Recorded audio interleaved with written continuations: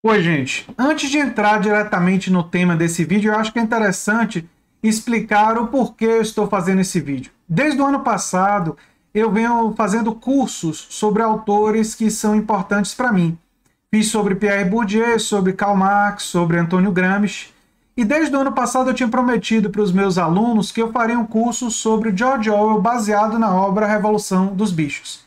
E aí alguns desses alunos e seguidores do canal que já viram livros de Orwell aqui atrás de mim, me alertaram para um vídeo de Jones Manuel, em que ele apresenta uma visão de Orwell bem diferente daquela que eu já expus aqui no canal, inclusive já fiz uma análise de Revolução dos Bichos aqui no canal, e tem outros vídeos sobre Orwell aqui no canal, e eles me pediram para que eu fizesse uma resposta, que eu contra-argumentasse, que eu fizesse esse vídeo. E aí eu fui assistir o vídeo do Jones Manuel, anotei, fiz uma anotação pormenorizada. Se vocês quiserem, eu posso até depois fazer um vídeo mais longo, indo ponto a ponto ao que ele fala, né?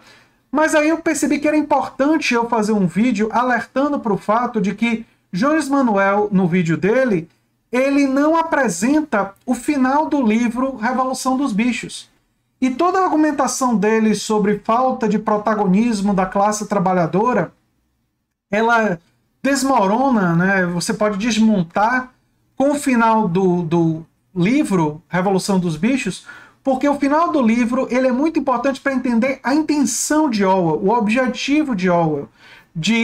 Ele tinha a esperança de que a classe trabalhadora acordasse, finalmente compreendesse que tanto os capitalistas autoritários e hierarquizados eram vilões e precisavam ser combatidos, quanto os stalinistas que produziram hierarquização eram vilões e precisavam ser combatidos. E isso fica absolutamente claro no final, e quem percebe isso é a classe trabalhadora. Isso desmorona o argumento do Jones Manuel, né? Que nesse vídeo eu vou chamar de Manuel para não confundir com Jones, que é o antigo dono da Granja dos Bichos, né? Que é o capitalista.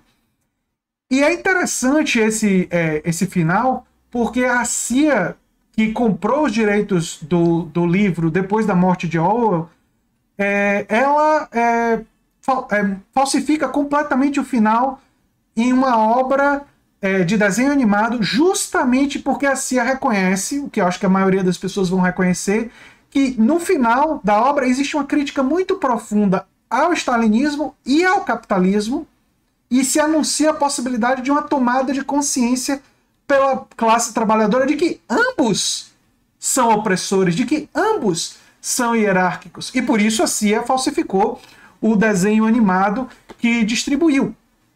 E fontes para isso vão estar no comentário fixado, né? E assim como outros materiais no comentário fixado, e inscrição inclusive para o meu curso sobre George Orwell e sobre Revolução dos Bichos.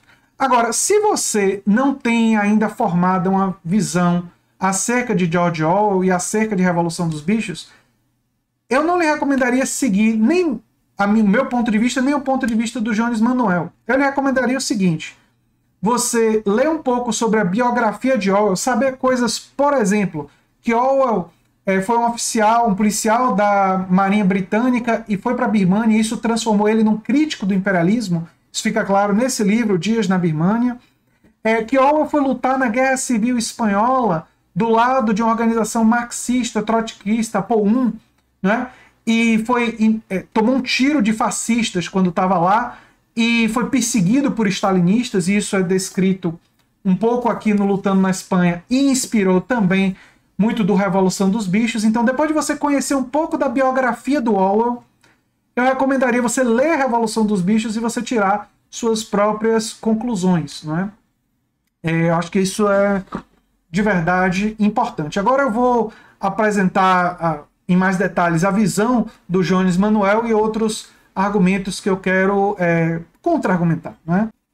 Vale a pena apontar que a importância que Orwell tem para a minha trajetória, seja no meu mestrado, no meu doutorado, escolhas que eu fiz, inclusive livros que eu escrevi, né, como o livro que dá nome ao canal, A Nova Máquina do Tempo, eu vou comentar ao final desse vídeo, né? Então, se você tiver curiosidade, eu torço para que você acompanhe o vídeo até o final. Agora eu quero apresentar para vocês, resumidamente, claro que se vocês quiserem ver os argumentos em sua integridade, vocês vão ter que ver o vídeo do próprio Jones Manuel, mas o Jones Manuel, ele defende uma série de perspectivas sobre o livro do Orwell. Ele diz que o livro seria contra revoluções e não contra o stalinismo, embora o Orwell declare no próprio pós-fácil que era contra o stalinismo, né, mas enfim, e que o livro seria especialmente reacionário e crítico da classe trabalhadora, porque o Orwell faz uma caracterização da classe trabalhadora como burra, como ignorante, como incapaz, né? Eu acho extremamente curioso, vou fazer logo de cara um comentário, que o Jones Manuel não se atente para o fato de que o personagem Napoleão, Garganta, os revolucionários profissionais, o Napoleão é a versão, digamos assim, do Stalin dentro do livro. O livro romanceia e cria uma fábula para a Revolução Russa, né? O Napoleão, ele perverte todos os princípios do animalismo, que é uma analogia de que Stalin teria pervertido, na visão de Orwell, todos os princípios do marxismo. E Garganta, logo no início do livro, começa a usar de coação psicológica contra a classe trabalhadora, dizendo repetidas vezes, toda vez que surge uma dúvida, de que vocês gostariam da volta do Jones, o antigo dono capitalista, vocês gostariam da volta dele? Essa coação psicológica acontece o tempo todo. E os crimes do Napoleão são terríveis. São terríveis. E a única coisa assim mais negativa que Orwell diz sobre a classe trabalhadora é que ela foi enganada, ela foi manipulada. Primeiro, por coação psicológica, por uma classe média, que são as ovelhas, né, que silenciam qualquer tipo de divergência, e depois por repressão violenta física. Ou seja, todos aqueles que se levantam são sumariamente mortos, ou seja, são crimes de uma gravidade moral gigantesca, os cometidos pelos stalinistas no livro. E a classe trabalhadora, ela é simbolizada pela Quitéria, pelo Sansão, né, pelo Benjamin, e por outros membros das galinhas e tal.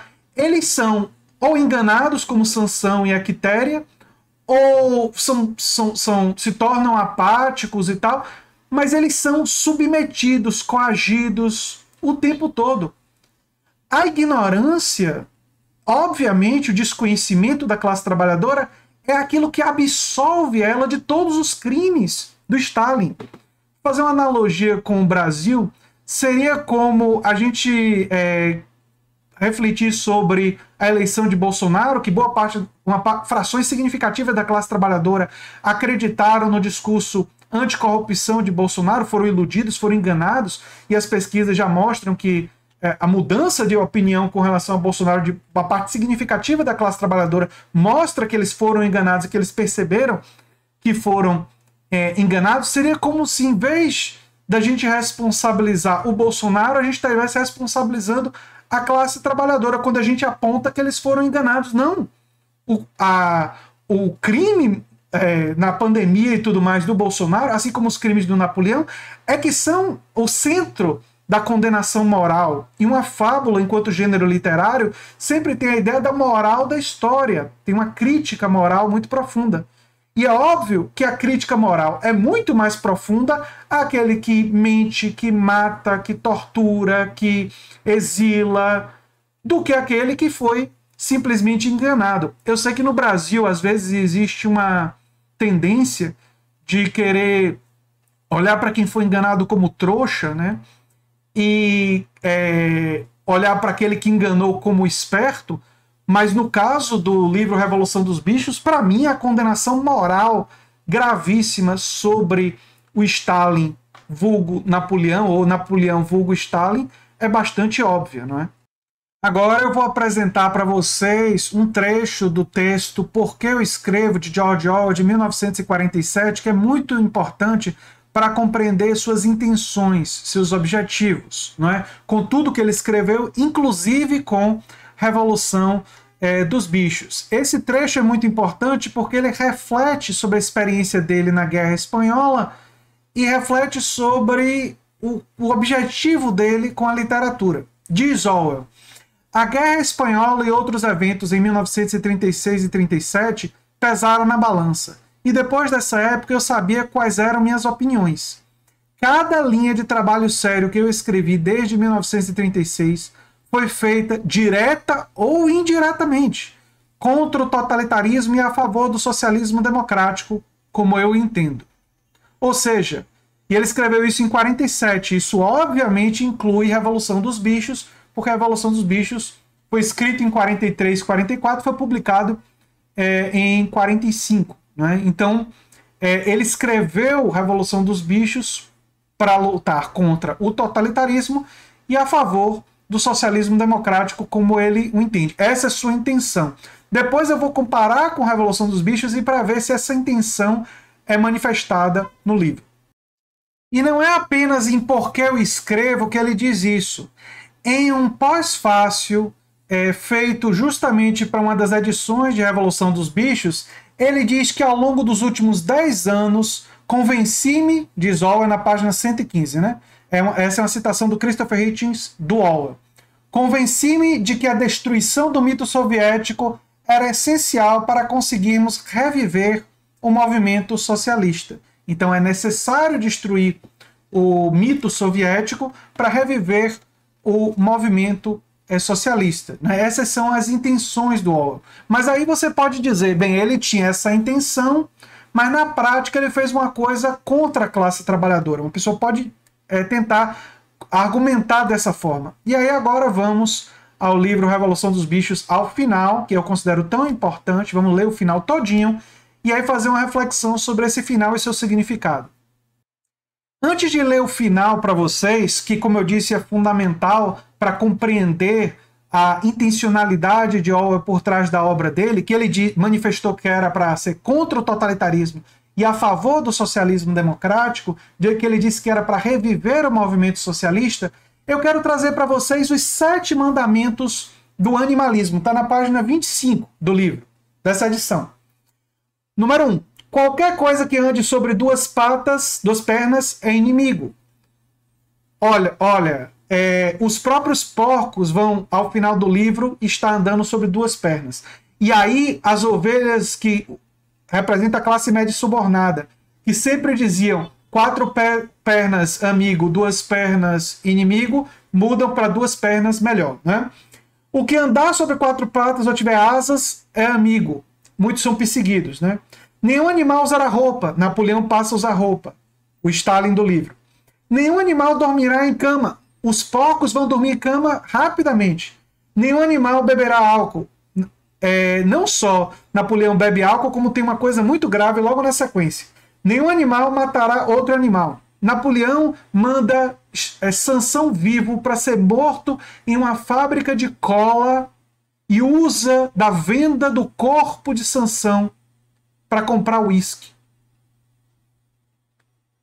A condenação moral sobre uma atitude como essa é de um grau de sociopatia, a caracterização que ele faz de Stalin nesse momento, que é difícil pensar uma vilania tão perversa e cruel. Não é? E por fim, todos os animais são iguais, mas como nós sabemos, os stalinistas dizem que alguns são mais iguais do que os outros. Não é? Mas aí, a caracterização stalinista no livro de Orwell. Mas aí eu queria ler para vocês a página 111, que é o final do livro, que é muito importante. Começa assim. Gostaria de fazer apenas um reparo, disse ao excelente discurso, bem próprio de um bom vizinho, do Sr. Pinkerton. Esse referia-se o tempo todo à Granja dos Bichos. Naturalmente não podia saber, mesmo porque Napoleão o estava proclamando naquele instante pela primeira vez, que a denominação Granja dos Bichos fora abolida. A partir daquele momento, sua granja deveria ser chamada Granja do Solar, que, aliás, era o seu nome correto e original. Percebam que a revolução que instituiu a Granja dos Bichos, agora Napoleão, muda o nome para ser Granja do Solar. É o culminar, é o ponto culminar, né, que culmina a restauração da hierarquia, a restauração do poder, a restauração da dominação, da opressão. Todo o livro, todas as perversões do animalismo produzidas pelos líderes porcos, especialmente Napoleão, Garganta, que representa o maquinário ideológico de propaganda, representa o sistema de propaganda, de convencimento ideológico, né? Isso que o Garganta representa, né? Chega a culminar nesse momento. E aí diz: cavalheiros, concluiu Napoleão, levantarei o mesmo brinde, mas de forma diferente. O brinde de álcool, rompendo mais um princípio, né? Enchei até a borda vossos copos, cavalheiros, esse é meu brinde, a prosperidade da granja do solar. Houve as mesmas calorosas felicitações de antes, e os copos foram esvaziados. Mas aos olhos dos bichos, classe trabalhadora, que lá fora espiavam, pareceu que algo estranho estava acontecendo. Que diabo teria alterado a cara dos porcos? Os olhos embaçados de Quitéria. Quitéria, um dos personagens de uma égua que sempre foi caracterizada como que tinha dificuldade de ler e tudo, né? Tinha dificuldade de compreender e tudo. Os olhos embaçados de Quitéria iam de uma cara para outra. Alguns tinham 5 queixos, outros 4, outros 3, mas algo parecia misturá-las e modificá-las. Então, fim dos aplausos, o grupo pegou novamente as cartas, resetando o jogo interrompido, e os animais afastaram-se em silêncio. Não haviam, porém, chegado cegueira a quase 20 metros quando se detiveram ante o vozerio alto que vinha lá de dentro. Voltaram correndo e tornaram a espiar pela janela. De fato, era uma discussão violenta, gritos, socos na mesa, olhares irados, furiosas negativas. A origem da briga, aparentemente, fora o fato de Napoleão e o seu Pingleton terem, ao mesmo tempo, apresentado um as de espadas. 12 vozes gritaram, cheias de ódio, e eram todas iguais. Não havia dúvida, agora, quanto ao que sucedera à fisionomia dos porcos. As criaturas de fora, a classe trabalhadora, olhavam de um porco para o homem, de um homem para um porco, e de um porco para o homem outra vez. Mas já era impossível distinguir quem era homem e quem era porco. Já era impossível distinguir os capitalistas dos stalinistas. Ambos eram opressores. Ambos eram... Isso é tão óbvio, é absolutamente óbvio. E diante do final do livro, eu gostaria de retomar aqueles 2 objetivos, de ser contra o totalitarismo e a favor do socialismo democrático. Ora, se ele escreve o livro em que a classe trabalhadora, na cena final do livro, finalmente percebe que tanto os capitalistas quanto os stalinistas são os patrões, os hierárquicos, aqueles que estão hierarquicamente superiores a eles e que estão perpetrando opressão, ele está querendo conscientizar a classe trabalhadora para lutar contra o autoritarismo, para lutar contra o totalitarismo, para lutar pela verdadeira emancipação.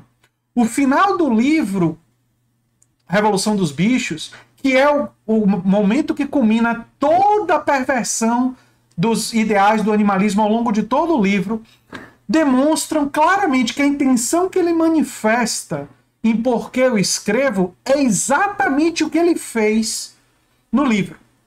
Agora, é verdade que ele tem uma caracterização da classe trabalhadora como ignorante, muito ignorante.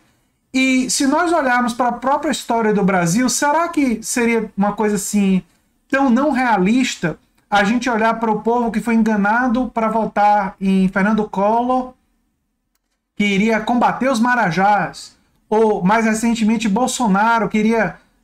muita gente acreditou que Bolsonaro e Moro iriam combater a corrupção.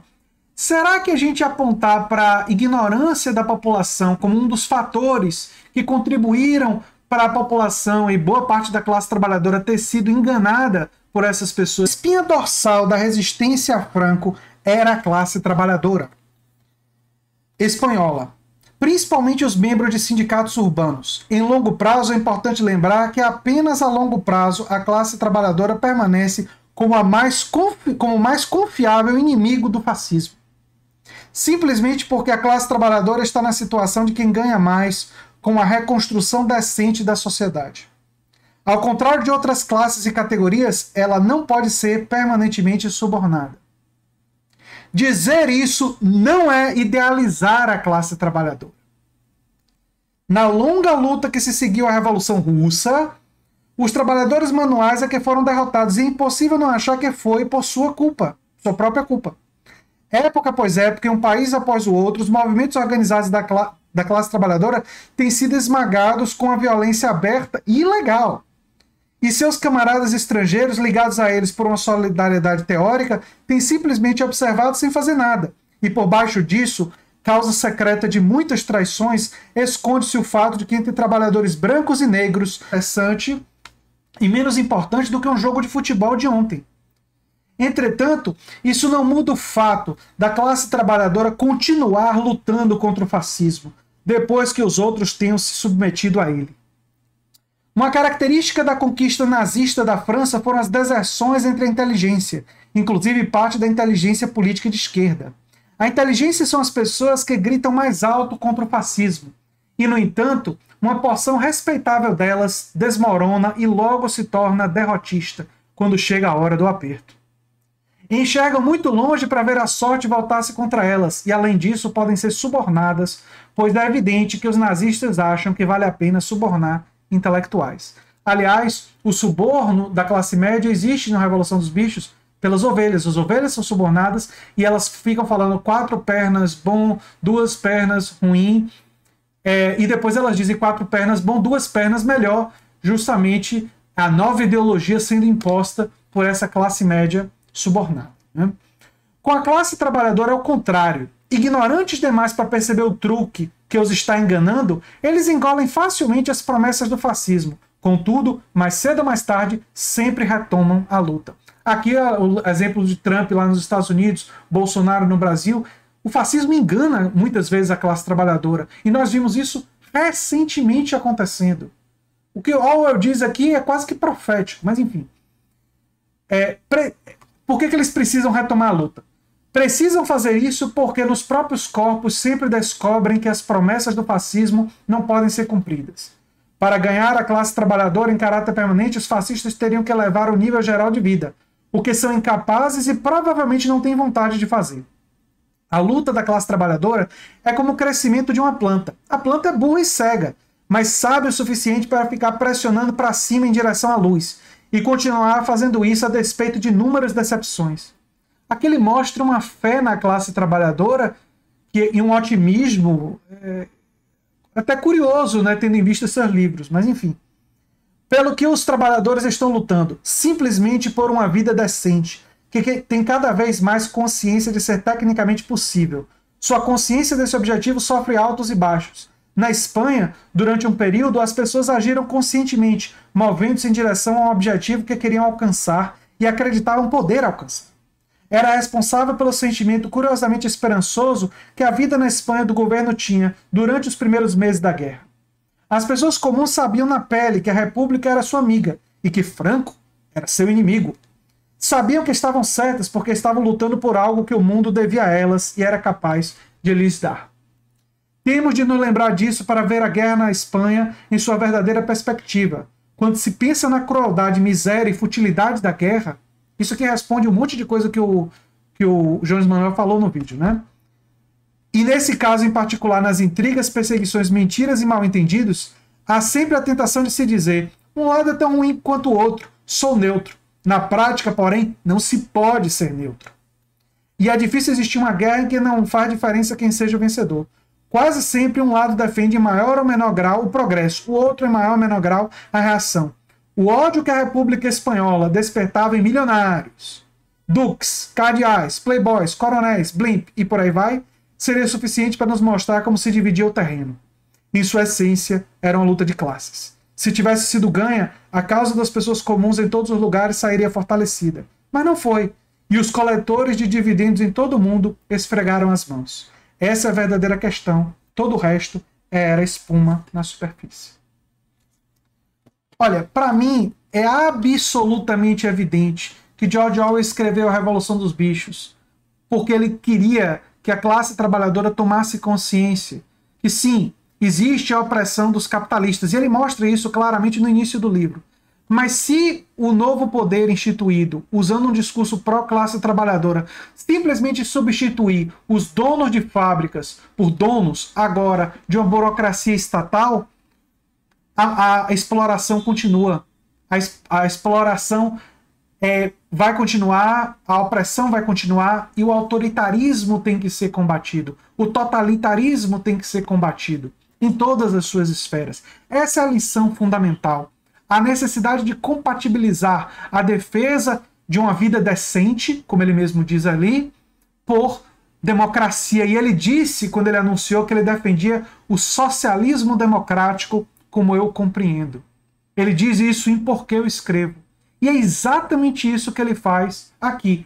Agora, ele não idealiza a classe trabalhadora e nós não devemos idealizar a classe trabalhadora. A classe trabalhadora brasileira, por exemplo, muitas vezes é preconceituosa, é machista. Frações importantes da classe trabalhadora são machistas. Tratam as mulheres. A violência contra a mulher disparou durante a pandemia. E não foi só a gente da elite que fez violência contra as mulheres. Foi muita gente da classe trabalhadora. E esse é um problema sério que nós não podemos esconder. Foram todos da classe trabalhadora? A maioria da classe trabalhadora? Não, mas é um problema sério. O machismo é uma coisa muito grave. O preconceito racial é muito grave. E tem frações da classe trabalhadora em vários estados que têm esses preconceitos. Além disso, uma parte significativa da classe trabalhadora influenciada por essa ascensão pentecostal, evangélica, ultra-radical, ultra-teocrática, está assumindo hoje pensamentos teocráticos no Brasil. Nós podemos olhar para a classe trabalhadora e não reconhecer que eles, por combinação de ignorância, desconhecimento, pobreza, que eles não têm culpa de terem sido submetidos. Mas eles são enganados e manipulados por essa gente. E nós vamos o quê?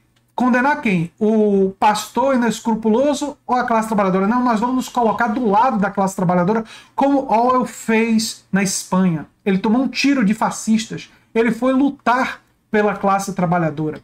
E reconhecer isso é muito importante. Eu fui muito influenciado pelo Orwell.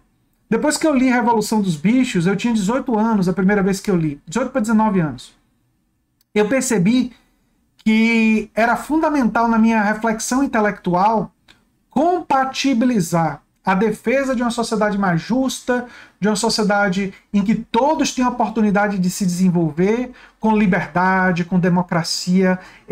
A proporção que fui lendo Marx, fui lendo Gramsci e fui lendo outros autores, eu fui percebendo no curso de graduação em História, depois do mestrado e no doutorado também, que as ideias originais, aliás, como o próprio Orwell comenta, eram ideias de democracia. O próprio Marx, num debate com Bakunin, em cartas, fala da importância do sufrágio universal. Marx fala para a AIT da importância da democracia nos espaços de trabalho, das cooperativas.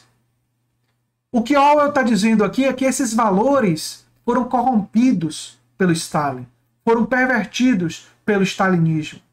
E que para que a emancipação verdadeiramente venha a acontecer, é necessário compatibilizar a defesa de uma democracia mais profunda com a defesa da emancipação da classe trabalhadora dos mais pobres para termos uma sociedade de fato mais justa.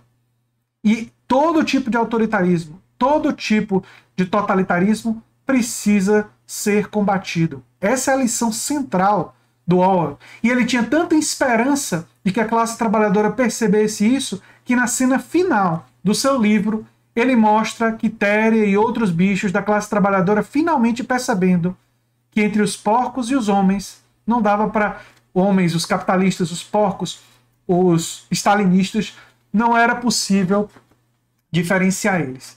Se você quer saber mais sobre Orwell, eu vou me aprofundar na vida de Orwell, no meu curso sobre Orwell. E vou mostrar como a vida dele e a experiência dele na Espanha informou muitas das reflexões dele na Revolução dos Bichos. E vou analisar esse livro de forma bastante pormenorizada. Então, se você tiver vontade de se aprofundar na leitura de Revolução dos Bichos e conhecer esse importante autor da literatura política, eu sugiro que você se inscreva no meu curso sobre George Orwell. A inscrição está no comentário fixado, o link, né? E, como eu disse no início do vídeo, eu torço para que você conheça a biografia de Orwell, leia a Revolução dos Bichos, leia Porque Eu Escrevo, leia os prefácios do próprio Orwell e tire sua própria conclusão, né? Enfim, é o que eu tinha a falar sobre esse assunto. Eu sou André Teixeira Jacobina, canal A Nova Máquina do Tempo, e a gente se vê em breve, em outro vídeo. Tchau, tchau.